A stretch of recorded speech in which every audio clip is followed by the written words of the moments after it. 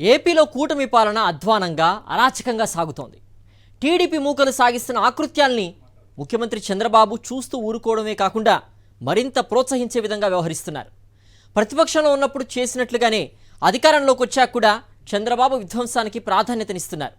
ఇటువంటి అరాచకాలు ఎల్లకాలము సాగవని తెలిసి కూడా అధికారంలోకి వచ్చినప్పటి నుంచి ప్రజల్ని భయభ్రాంతులకు గురిచేసే విధంగా టీడీపీ మూకలు వ్యవహరిస్తూ ఉన్నాయి.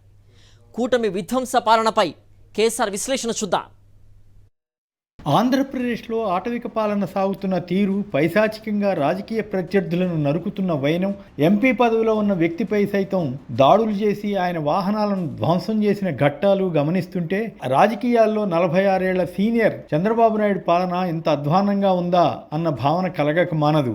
పైకెప్పుడు నీతులు వల్లిస్తూ రౌడీయిజంను అణిచివేస్తా అంటూ కబుర్లు చెప్పడం, దారుణమైన అకృత్యాలు జరుగుతుంటే చూస్తూ ఊరుకోవడమే కాకుండా ఆ నేరాలు చేసేవారిని ప్రోత్సహించే విధంగా వ్యాఖ్యలు చేయడం చూస్తుంటే ఏపీ ప్రజలు ఇలాంటి పాలన కోరుకుంది అనిపిస్తుంది.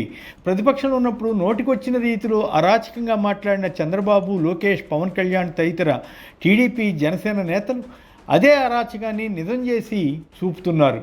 వారికి ఈనాడు, ఆంధ్రజ్యోతి వంటి మీడియా మద్దతు ఇస్తున్న పద్ధతి నీచాతి నీచంగా ఉంది. చివరికి హత్యలు చేసిన వారిని, దాడులు చేసి వాహనాలను నాశనం చేసిన వారిని సైతం ఈ మీడియా సంస్థలు వెనకేసుకు వస్తూ జర్నలిజం స్థాయిని పాతాళానికి తీసుకువెళ్ళాయి. టీడీపీ, జనసేన, బీజేపీ కూటమి అధికారంలోకి వచ్చింది మొదలు ఇంతవరకు సాగిన విధ్వంసకాండ ప్రజలను భయభ్రాంతులను చేస్తోంది. వారేదో వైసీపీ కార్యకర్తల అంతు చూస్తున్నామని టీడీపీ వారు భావిస్తున్నారేమో తెలియదు కానీ చివరికి జరిగేది ప్రజలే టీడీపీ వారి అంతు చూసే పరిస్థితి వస్తుంది. వినుకొండలో నడి రోడ్డులో కత్తితో వైసీపీ కార్యకర్తను బహిరంగంగా, పాశవికంగా ఒక టీడీపీ కార్యకర్త నరికిన ఘటన చంద్రబాబు రాక్షస పాలనకు అద్దం పడుతుంది. గతంలో జగన్ ప్రభుత్వంపై సైకో పాలన అంటూ ఏది పడితే అది మాట్లాడిన ఆయన నిజంగానే సైకోలు అంటే ఎలా ఉంటారో, శాడిజం అంటే ఎలా ఉంటుందో ప్రజలకు రుచి చూపిస్తున్నారు. టీడీపీకి ఓట్లు వేసిన వారు తమను తాము నిందించుకునే దశకు తీసుకువెళ్తున్నారు. వినుకొండలో పాత పగల కారణంగా హత్య జరిగిందని టీడీపీ వారు, పోలీసులు వారికి మద్దతిచ్చే ఈనాడు, ఆంధ్రజ్యోతి తదితర ఎల్లో మీడియా ప్రచారం చేశాయి. ఓకే, అదే కరెక్ట్ అనుకుందాం. పాత పగలు ఎప్పటి నుంచో ఉంటే ఇప్పుడే కూటమి అధికారంలోకి వచ్చాకే ఎందుకు కత్తితో నరికాడు? 31 మందిని రాష్ట్రంలో టీడీపీ వారు హత్య చేసినా ఏమీ కాలేదు కనుక ఇప్పుడు తాను ఏమి చేసినా ఏమీ కాదులే, తమ ప్రభుత్వమే ఉందిలే అనే ధీమాతో కాదా అన్న ప్రశ్నకు సమాధానం ఇవ్వగలరా? పైగా మంత్రి లోకేష్ విపక్షంలో ఉన్న యువగళం యాత్రలో తిరుగుతూ ఒక్కొక్క టీడీపీ కార్యకర్త కనీసం 12 కేసులు పెట్టించుకోవాలని బహిరంగంగానే చెబుతూ వచ్చారు. అలా అయితేనే తనను కలవవచ్చని, పదవులు ఇస్తామని ఆయన అనేవారు. దాన్ని స్ఫూర్తిగా తీసుకుని అధికారంలోకి వచ్చాక రెడ్ బుక్ రాజ్యాంగాన్ని అమలు చేస్తున్నది వాస్తవం అనిపిస్తుంది. ఎన్ని కేసులు పెట్టించుకుంటే అంత పెద్ద పదవి ఇస్తామని లోకేష్ ఆఫర్ ఇచ్చేవారు. ఆ ప్రకారం ఇప్పుడు మర్డర్లు చేసేవారికి మంత్రి హోదా కలిగిన పదవులు ఏమైనా ఇస్తారేమో చూడాలి. పొంగనూరులో అరాచకం నానాటికి పెట్టరేగిపోతూనే ఉంది. దళిత నేత, మాజీ ఎంపీ రెడ్డప్ప ఇంటి వద్ద రాజంపేట ఎంపీ మిథున్ రెడ్డిపై టీడీపీ కార్యకర్తలు దాడి చేసిన తీరు ఏపీలో పోలీస్ యంత్రాంగం ఎంత అసమర్థంగా ఉన్నది తెలియజేస్తుంది. దీనికి ఈనాడు, జ్యోతి తదితర ఎల్లో మీడియా కవరింగ్ ఇవ్వడం గమనిస్తే వీరు ఎంతగా దిగజారారా అన్నది తెలియజేస్తుంది. మళ్ళీ మిథున్ రెడ్డప్పలపైనే ఎదురు కేసులు పెట్టడం మరో వైపరీత్యం.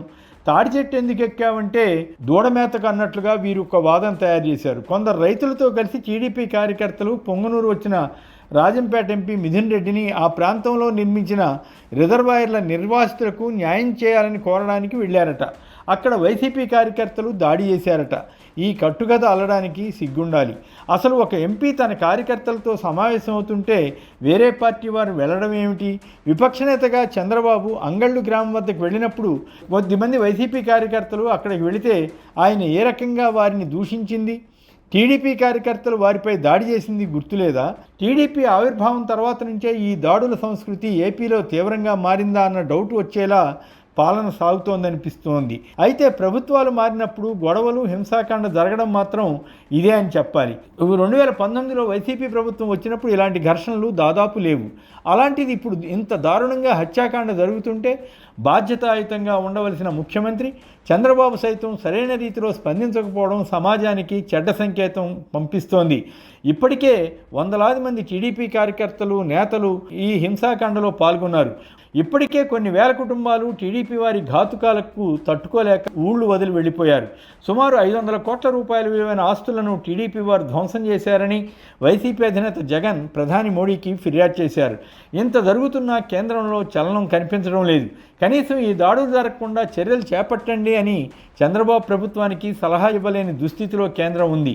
ఇక జనసేన అధినేత పవన్ కళ్యాణ్ కూడా గత ప్రభుత్వ టైంలో తన కార్యకర్తలను రెచ్చగొట్టేవారు. వైసీపీ వారి మెడలు పిసకాలని, కొట్టాలని ఇలా ఏవేవో తీవ్రమైన మాటలు చెప్పిన వీడియోలు ఇప్పుడు సోషల్ మీడియాలో తిరుగుతున్నాయి.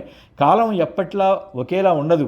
ఈ హింసాకాండతోనే ప్రతిపక్షం లేకుండా పోతుందని భావిస్తే అది భ్రమే అవుతుంది. గత ప్రభుత్వంలో కొన్ని ఘటనలు జరిగాయి కనుక ఇప్పుడు ఇంత ఎక్కువ హింస జరుగుతోందని టీడీపీ లేదా ఎల్లో మీడియా వాదించవచ్చు. అది కరెక్టా కాదా అన్నది పక్కన పెడితే, ఒకవేళ అది నిజమే అనుకున్నా అంతకంటే ఘోరంగా హింసాకాండ చేయమని ప్రజలు టీడీపీని ఎన్నుకున్నారా? తమ ప్రభుత్వం వచ్చింది ప్రత్యర్థులపై కక్ష రాజకీయాలకు పాల్పడ్డానికే అని బహిరంగంగా చెప్పి చేయడమే మిగిలింది. ఏం చేస్తాం? ఇలాంటి వారిని ఎన్నుకున్నామని ప్రజలు తమ నెత్తి తాము కొట్టుకోవడం తప్ప